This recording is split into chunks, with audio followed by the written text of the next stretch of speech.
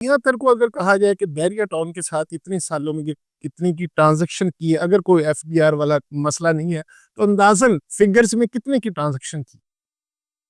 करोड़ों अरबों की ट्रांज़ैक्शन करोड़ों अरबों की ट्रांज़ैक्शन है, जितनी सेल परचेज़ हमने की है अल्हम्दुलिल्लाह, करोड़ों अरबों की ट्रांज़ैक्शन की है।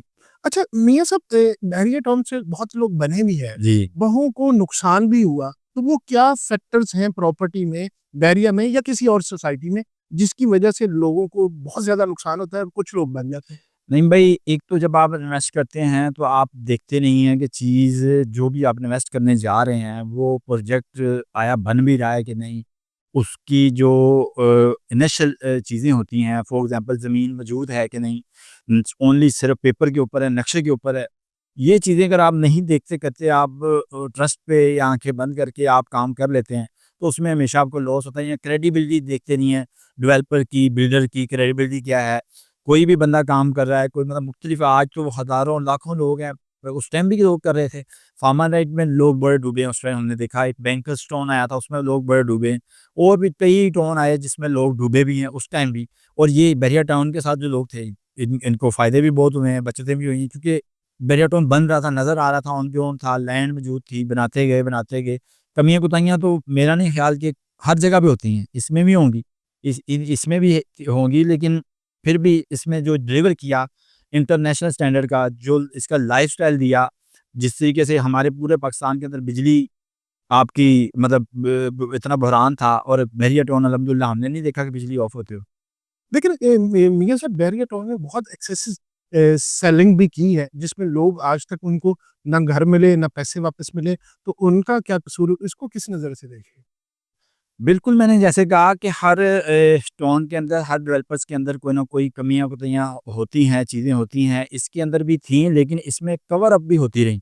आपने कवर अप भी देखे हैं कि जो लाइक इन्होंने के मैंने जो देखा बैरिया टाउन को, जो इन्होंने फाइलें बेची हैं, जो प्लॉट बेचे, उसके अंदर एक्सेस थे या लैंड इनको नहीं मिली।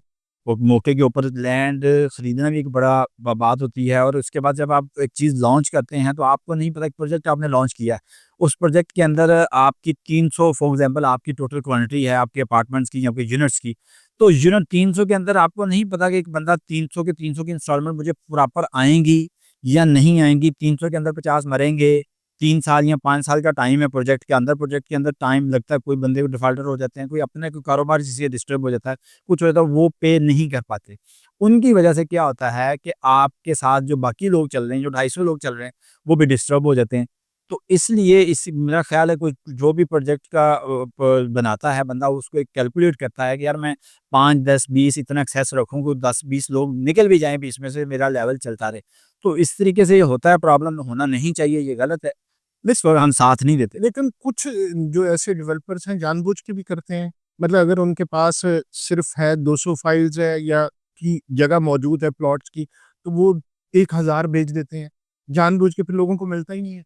ये देखिए, इस चीज़ के ऊपर मैं समझता हूँ हमारे अदारों की चेक एंड बैलेंस होना चाहिए कि कोई भी दुनिया में काम होता है, दुनिया में लोग डेवलपमेंट भी करते हैं, टावर्स भी बनाते हैं, चीज़ें सोसाइटी हाउसिंग टाउन भी बनते हैं।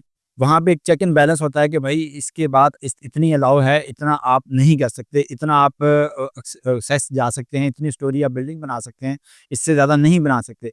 लेकिन चूँकि हमारे ये उस टाइम पे हमसे पूछा नहीं जाता, उस टाइम से किया नहीं जाता, ये इदारों का कि मैं समझता कि गैब है इसके अंदर, कि आपको चाहिए कि उस टाइम जो भी आप सोसाइटी पास है, जो सोसाइटी इश्तिहारात दे रही है, जो सोसाइटी टीवी पे आ रही है, जो बड़े-बड़े होर्डिंग बोर्ड लगे हुए हैं, तो वो भाई उस टाइम कहाँ होते हैं? आप लोग उस टाइम, आपका चेक एंड बैलेंस कहाँ होता है? कोई कुछ सारी ज़िम्मेदारी खाली खरीदने वाले की या बेचने वाले की तो नहीं है। तो ये जो मसला बना हुआ है बैरिया टाउन का, देखिए इसमें आपने देखा कराची बैरिया टाउन का मसला भी बना, लाहौर में भी हुए प्रॉब्लम, ज़ाहिर है हर सोसाइटी में होते हैं। तो इसमें जो इन्वेस्टर हैं या जिन्होंने घर का ख्वाब देखा होता है, वो भी परेशान होते हैं। तो इसका हल क्या होना चाहिए आपके नज़रिए? नहीं भई, आप ये देख रहे हैं कि चंद, मेरा ख़्याल है अगर वहाँ पे लाखों लोग या लाखों लोग रह रहे हैं, लाखों लोग मुस्तफ़िद हो रहे हैं ऐसे लाइफ़स्टाइल से, उसके साथ-साथ अगर आप चा कम जो तादाद है, जो मैं समझता हूँ इससे अफ़ेक्ट हुई है, जिनको घर नहीं मिले या जिनको फाइल्स या प्लॉट्स जिनको नुकसान हुआ है, तो दूसरी तरफ आप देखें कि अगर 5 लोगों को नुकसान हो रहा है, 5 लोगों को घर नहीं मिल रहे, तो 5000 लोग मुस्तफ़ीद भी हो रहे हैं। 5000 लोग ऐसे लाइफ़स्टाइल को एन्जॉय कर रहे हैं जो कि इतनी कम कीमत में, जो कि आपको कहीं लेफ्ट राइट नहीं मिलता। इतनी अच्छी सिक्योरिटी, इतना अच्छा लाइफ़स्टाइल, इतना अच्छा इंफ्रास्ट्रक्चर, इतनी अच्छी डेवलपमेंट, आप उस चीज़ को भी तो देखें ना। वो चीज़ें ब पहले भी हम बात कर चुके हैं कि ये जो जिनको घर नहीं मिलता, प्लॉट नहीं मिलता, मैंने देखा है यहाँ पे हमारी बहिया टाउन के अंदर अगर 30 लाख रुपए की कोई फ़ाइल थी, किसी बंदे को प्लॉट नहीं मिला तो उसकी फ़ाइल 60 लाख रुपए की बिक रही। उसको भी उसके पैसे भी डबल हो गए। उसके पैसे भी डबल हो गए हैं। तो इस तरीके से मैक्सिमम इन्होंने रिफंड किया है, पैसे वापस दे देते हैं। मलिक साहब जो हमने देखा, चूँकि हम काम कर रहे हैं, हमने देखा है कि ये उनको प्लॉट दे देते हैं या अगले किसी टाउन में एडजस्ट कर देते हैं, अगले किसी ब्लॉक में एडजस्ट कर देते हैं। बहुत कम लोग होंगे कि जिनको नहीं मिला और उसके उनके साथ हम लोग हैं, उनको मिलना चाहिए।